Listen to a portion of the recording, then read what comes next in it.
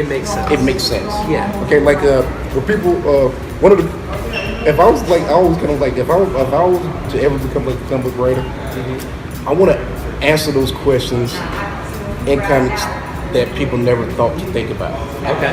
Like an example would be, and this kind of goes back to like if you make changes in the movie and TV shows and stuff, bring it to the comics. Sure. But I always thought to myself like, how superheroes have an income? How do you get paid? Like Spider-Man, he's a photographer. Bruce Wayne's a billionaire. But I'm talking about guys like Wolverine, guys like Captain America. The guys who don't have a discernible career. That makes sense. Outside of being a superhero. Sure. And I always wanted to do a story where Wolverine, like, how does Wolverine make money? Other than like maybe he gets a school pension from Xavier at school and stuff, so you can write that too. So, but even before he met Xavier and stuff, I always like thought to myself it'd be cool to do a story about Wolverine, about how does he like sustain himself. It would just be like a one shot. It was not like an arc about Wolverine investing in stocks. but I will write a story where Wolverine, like somebody like he's maybe having a conversation with like Jubilee or somebody like that, like how do you make money? You always like you got a Harley, you got a nice Harley bike. You always seem to have cash to do stuff like, you know what I'm saying? Yeah. But how do you sustain yourself? Wolverine like, well, I'm like 300 years old. Yeah. Like 200 years old. He said, so this is what I did. He'll tell the story about how, like, he'll always, like, get a safe deposit box throughout the decades and just fill it with memorabilia. Like, my medal from World War II. An old, like, Nazi pistol that's very rare. Like, I will put these things under different names in safe deposit boxes. And then throughout the decade, when I need some cash, I just go to the bank, say I'm the grandson of the guy who's really me and stuff. Like I'll set it up beforehand. Like my grandson, when I die, might come and get this box that I put here in the bank. His name is James Howlett Jr. You know, and like Wolverine just like periodically go get his stash. He's stashing like treasure. He periodically go to a bank. Because banks are gonna last, like certain banks ain't going away. So he'll go to the bank and get the deposit box that he put like in 1963 because he want to go buy him a new Harley or something. Right. And then he'll open up the box and go, oh, okay, these are some very rare coins that I picked up in 1962 or 1942 and sell them at a market. So I do a whole story where like Wolverine is literally, you ever see like the Pawn Stars, the Antique Roadshow? Yeah. Like I would do it like an issue of the comic where Wolverine is literally like at an Antique Roadshow situation. Imagine Wolverine of all people at like an Antique Roadshow. He got his wares in his box. So he probably like dragged Jubilee and Kitty Pride along against their will. Right. Like carrying boxes. Like here we carry these boxes. Right? Where we going? We're going to this antique show. I need to make some money. And then the whole issue would just be Wolverine. Like, see this? This is a grenade from World War II. It doesn't work, I think. Here's the knife that I stabbed John Oppenheimer with. This is one of Captain America's wings from the side of his head. While he was asleep, he was on a mission, and I cut it off and I killed him. And he's selling this shit for a fortune. Like this is just stuff he's collected. Like these are the panties of Marilyn Monroe. You know, there's the ladies, man. That's not a stretch. I was briefly a bodyguard for Frank Sinatra, and Marilyn used to come up and Frank and handle the business. And one time she came here, and it's a long story. Marilyn Monroe, right? But like a guy who's lived that long would have stories and have memorabilia that would be worth a fucking fortune. Yeah. So like I wish people would. That's the kind of stories I would tell if I wrote comics. See, and that would be really entertaining. I would read that. Yeah. That's a great idea. But like, how does he make a living?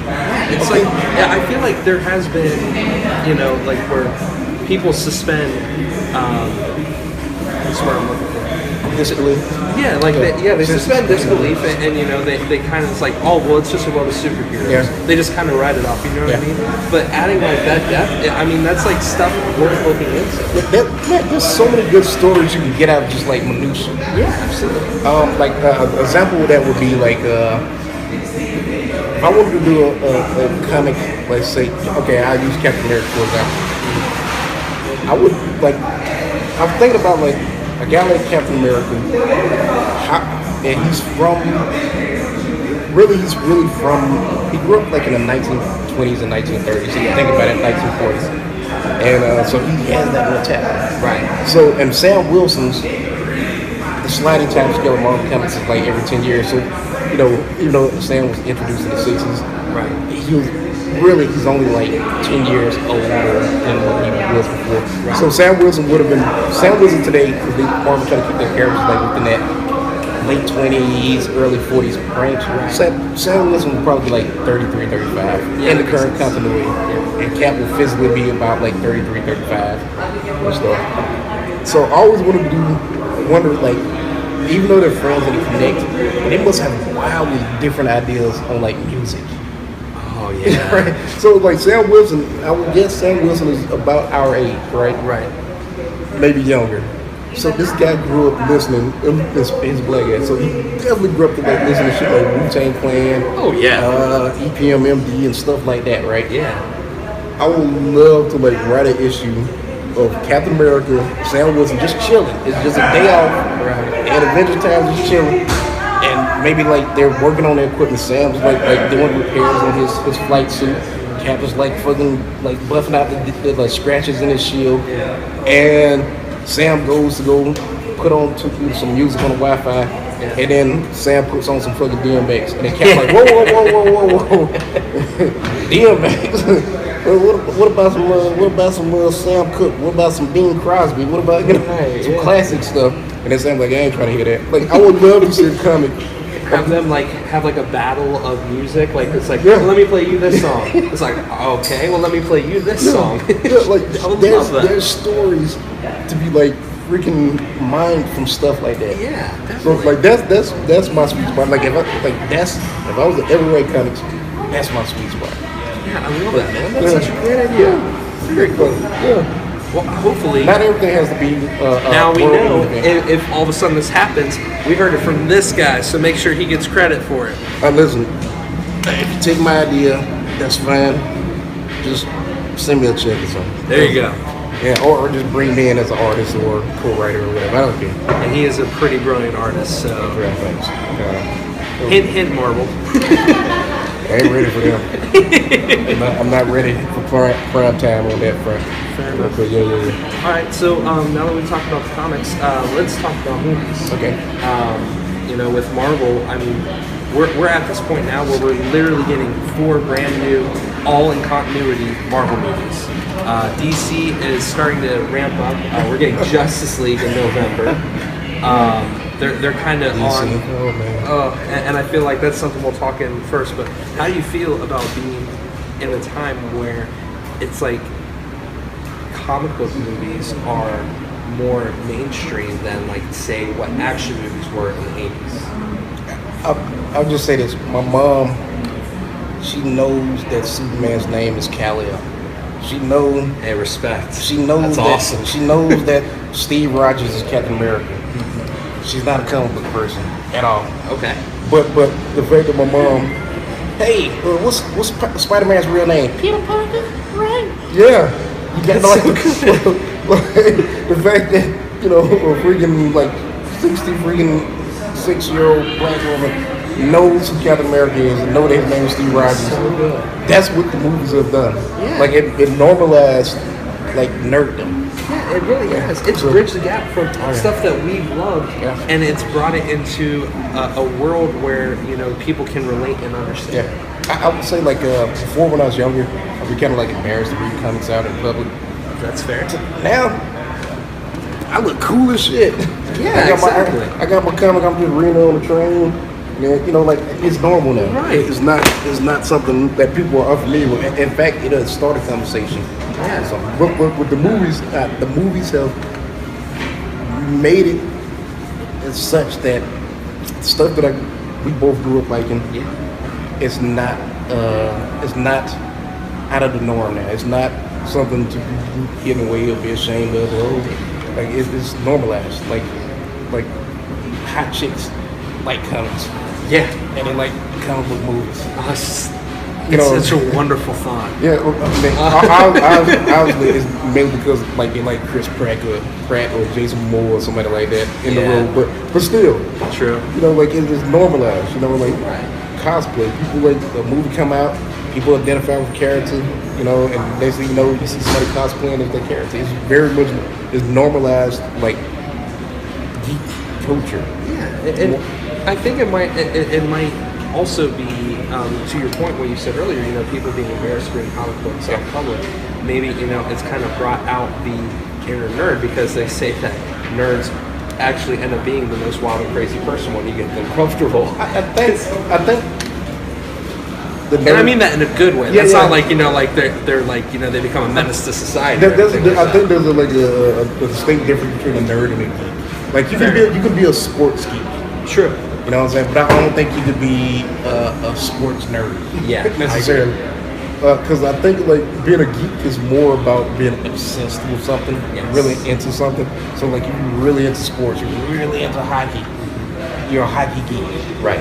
But being a nerd is like being like cultured and educated, and so educated in the subject that you're into, or it's more of an intellectual. Like being a nerd is more intellectual, where being a geek is more about just overall like fandom and collection, like the collector's mentality. Of course. So when somebody say like they're a science nerd or they're a science geek, so the science nerd is a guy who can apply to science. Yes. A science geek is somebody who's very intentionally interested in the sciences, but they don't necessarily have the knowledge to apply that. Of course. And stuff themselves. So like that's the difference to me. But anybody, you can be a geek in anything, you know. You can be a geek in anything, but it's just the degree of what's accepted and what's not. And up until recently, like in comic books, like in superheroes, like in Star Wars, and like in Trans-Z and Ultron, and like all the weird stuff that people think of when they think of like geek culture. Yeah. It's becoming more acceptable now. It is. So, and the movies helped out a lot. They really did. I think the movies really do a lot for, make us seem normal. Make people like us seem like, oh, they could. Exactly. So, so the movies. I'm sure you got some questions about it. Yeah. So, let me ask you this: what is your favorite comic book movie to date? Or you know what? I'll say this. What's your favorite comic book movie to date, and then what's your overall favorite like nerdom movie to date? Okay. Because I feel like saying comic book movie, like that just kind of cuts down the well a little bit. Okay. My favorite current comic book movie today is still Captain America: The Winter Soldier. Oh, like man, hands like before Captain America: Winter Soldier, it was The Dark Knight. Okay. That's but Captain America: Winter Soldier lives to that. One, I already had an appreciation and love for Captain America. Black Panther and Captain America, that's my all-time favorite. Yeah. So when I got a really good Captain America movie, goodbye, Dark Knight. So like Captain America: Winter Soldier, it covers everything I want in like superhero fiction, live-action movie. Yeah, it was a great story, incredible action. Yeah. And it was continuity from the first one. Yeah. Like you and I knew who the Winter Soldier was, but everyone was like, Bucky. Yeah. more than that, it was the Marvel movie that kind of like, it changed the tone. It kind of like, it was a political thriller. Yes. Wrapped around in the superhero Robert Redford in it. Yeah. Robert Redford in a comic book movie. Yeah, Robert Redford. Bush Cassidy in a comic book. So like Captain America to me was like, okay, it's a superhero movie, but it's not. Yeah. It's like if you take away the super soldier stuff and just strip it down, it's about a government agency using trying to use technology to intrude on people's rights and to target those people. It's a very scary Big Brother type story. Yeah, that's not as far-fetched in our day and age. Yeah. So the only difference between what Hydra was trying to do versus what what we now know was going on, against force like surveillance and stuff like that. It's like while they're surveilling us, they're just watching and looking. At Hydra, they just wanted to put laser guns on top of them. So it's not that far-fetched. So what Captain America: The Winter Soldier added was super surveillance plus lasers and superheroes. That's what it is.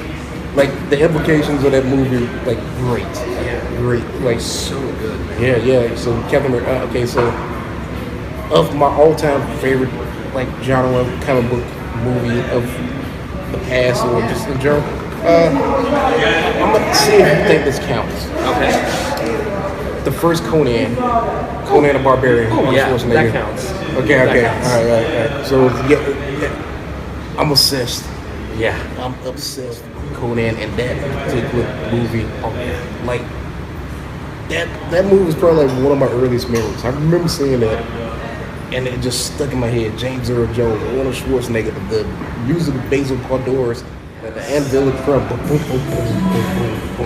like all that stuff. Like Valeria, like freaking the chick with the golden hair, like man, all that.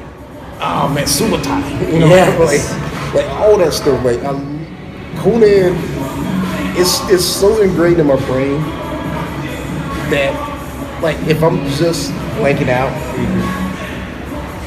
something from Conan was like slip into my brain. Conan, what is best in life? You know, like the hit of limitation of one, blah blah blah. Like or I alone will be the chronicler. like whatever quote or image of that movie just plops in my, like if there's nothing in my head going on, Conan fills the void. See, that's awesome. Yeah, like I literally cannot help it. That's amazing. I literally cannot help it. If I'm just looking here blank, something Conan will drop in my head. That is awesome. Yeah. So now you know, guys. If you ever run into DoItDoItLeague and he's just staring off into space, and you're thinking, I wonder what he's thinking of. Yeah. I'm thinking like I'm imagining like I'm on the wheel of woe like Conan, and I'm pushing that thing around. That's what I'm imagining. So, or I'm James Earl Jones and I'm chopping off somebody's head or something. So like yeah, that's my thing. That's my. What about you? What's the? Okay. What would you say? What's your current? So my current, and then what's your all-time from the past? All-time from the past. Okay, so my current is Guardians of the Galaxy. Yeah.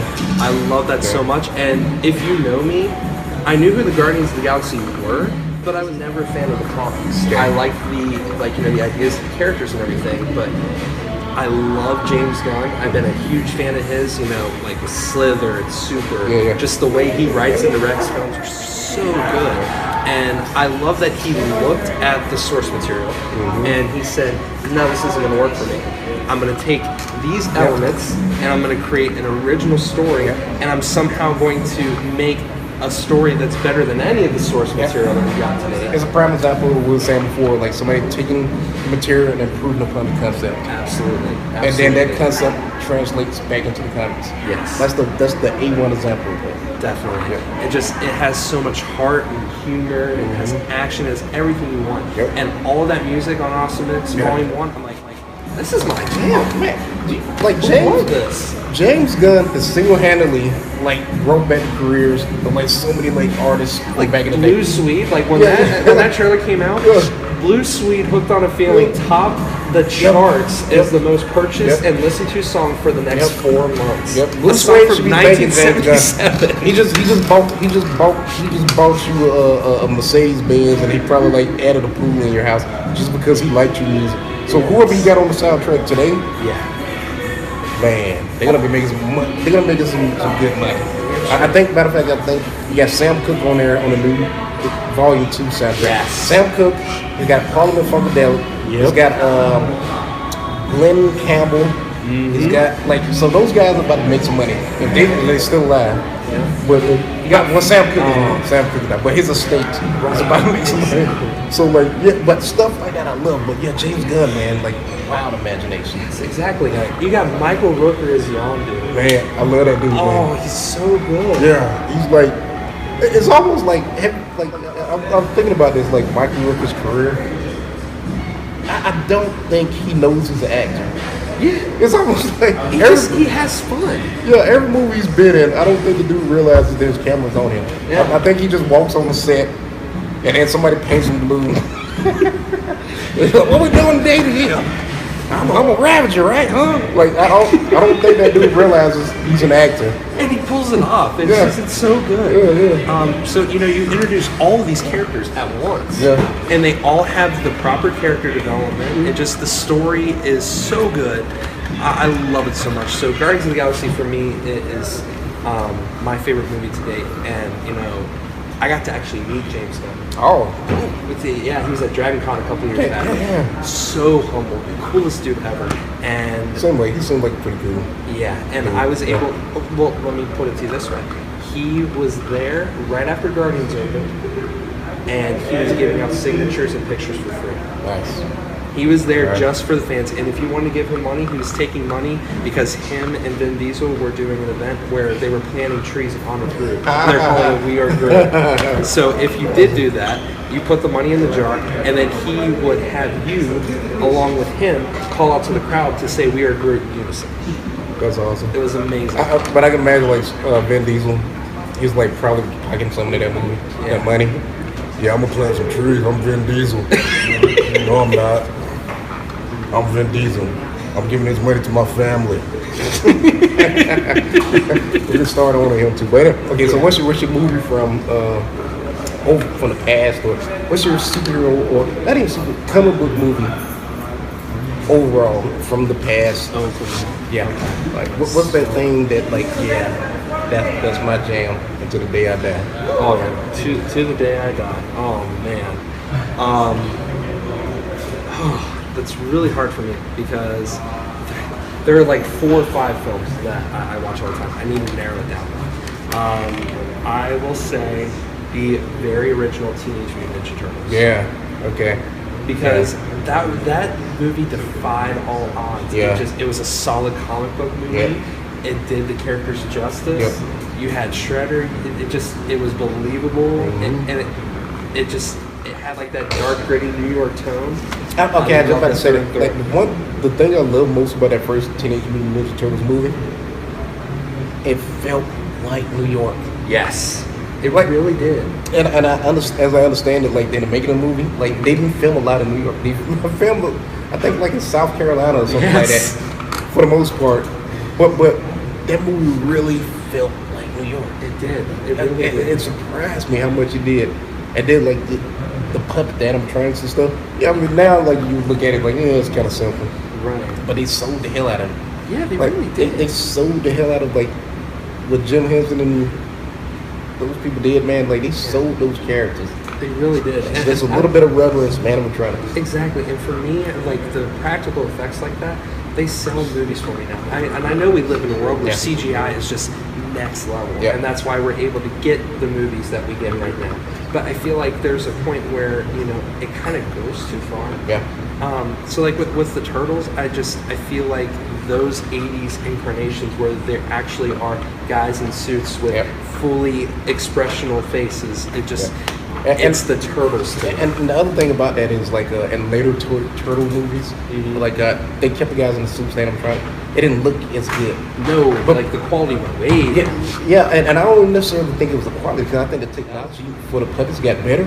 Yeah. But I think what the problem with the later movies is like the way they lit.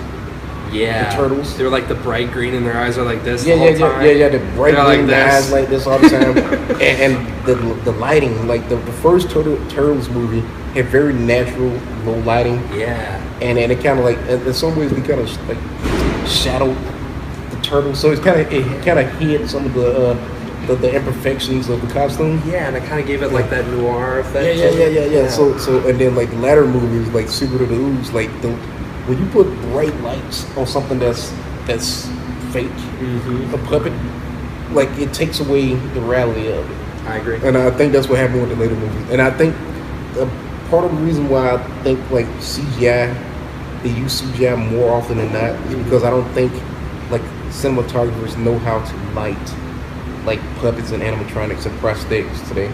Some do, but I think that's partly one of the reasons why like you see a movie that goes for the prosthetics, it doesn't look as good. Yeah. Because they don't know how to light it. They don't know how to shoot it. They put the camera right here instead of putting the camera right here and then turning off at least 1 or 2 lights. You know what I'm saying? So I think that's what's going on today. But yeah, I love Ninja Turtles, man. God, I love it. So good. So I actually feel like an idiot because I love that one, but I know what my true one is. Okay. Spider-Man 2. The original Spider-Man 2. Doc Ock? Yes. Okay. I will tell you, when that movie came out, I kid you not, I saw that movie 24 times in the theater. Yeah, that man. Yeah. Because I was blown away. I'm like, this is the Spider-Man movie. Yeah. This is the Spider-Man movie. Just the story, the action sequences, just everything about it. It was perfect. And the thing I like about Spider-Man 2 is they didn't have to go into the origin. No. Like he's Spider-Man. That's done. He's Peter Parker. He's taking pictures. He's doing It's like what happens when Spider-Man takes over for Peter Parker. Like it flipped it. Yeah. And I loved that storyline. Like Spider-Man No More, that was one of my favorite storylines from back in the day. And just to see how it was adapted, so good.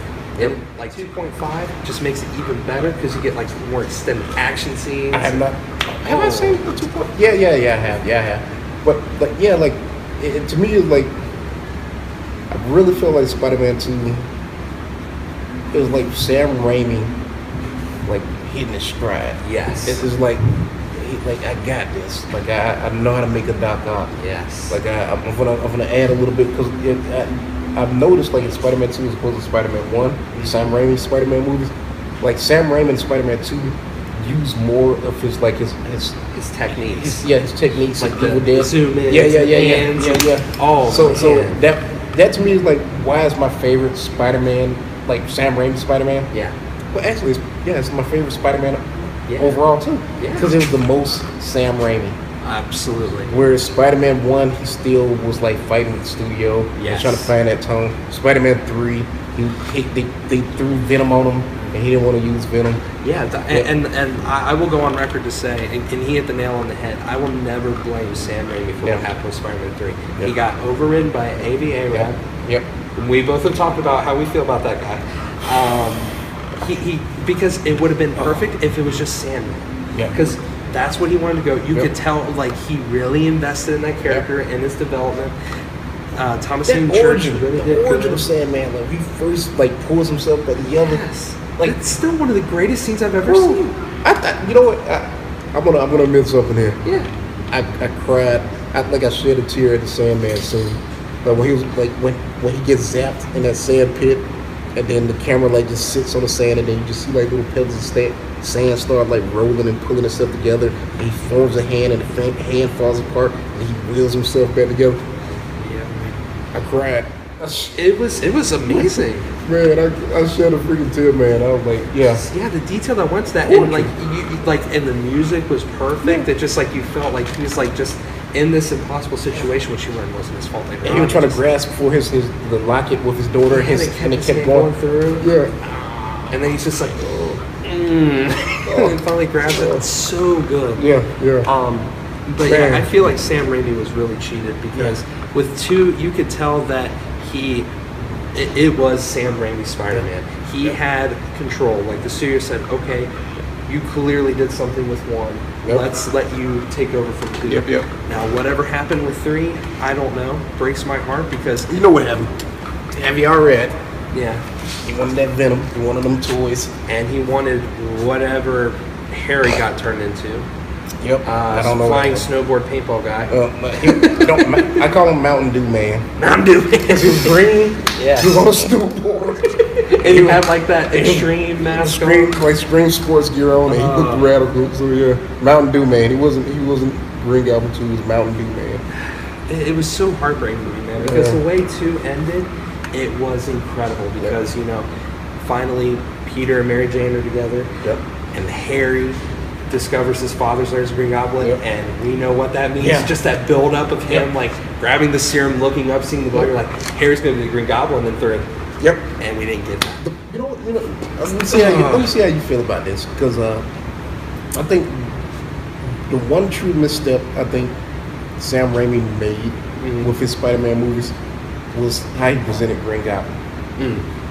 I think that people give like the original Green Goblin flag because he was like the Power Ranger, like a conehead Power Ranger. Yeah. I always thought, and I was hoping, because when he announced Sam Raimi, like, okay, he's gonna do Green Goblin, he's gonna do like a physical transformation, like prosthetics Green Goblin. Yes. I thought that's what he's gonna do because the evil. I thought like his Evil Dead background and Dark Man and stuff. I thought he was gonna go for like a physical, like take the goblin serum, turn it into a goblin. Right. He didn't go that route. Well, and do you remember seeing the test footage when they actually did do a prosthetic Green Goblin and looked like the one directly from the comics? Yep. And you actually see Sam Raimi come on screen and he's like, oh my god, this is perfect. Yes. So, and that brings up a quick topic that I feel like we don't run into anymore, is studio interference. Yep. Like the early 2000s movies. You need it. Yeah, sometimes you do, but sometimes you don't. Like, I feel like that's what happened with a lot of the early 2000s superhero movies, like Daredevil. Yep. Michael Clark Duncan as Kingpin, amazing. Yep. I love that. Evanescence soundtrack, not so much. Not so much. And that entire movie was just an Evanescence movie trailer. Take me down with me. But Michael Clark Duncan, that was flawless casting as a Kingpin. I was behind it 100%. I was behind it. And here's the thing about the Kingpin casting. Like, I thought Michael Clark Duncan was perfect. Yes. They misused him. Oh, they really did. I agree with you. They misused him. He's so much better acting than that. Yes. And they totally misused him. Could you imagine him in the Charlie Cox Netflix Daredevil series? Man. Yeah. Don't get me wrong.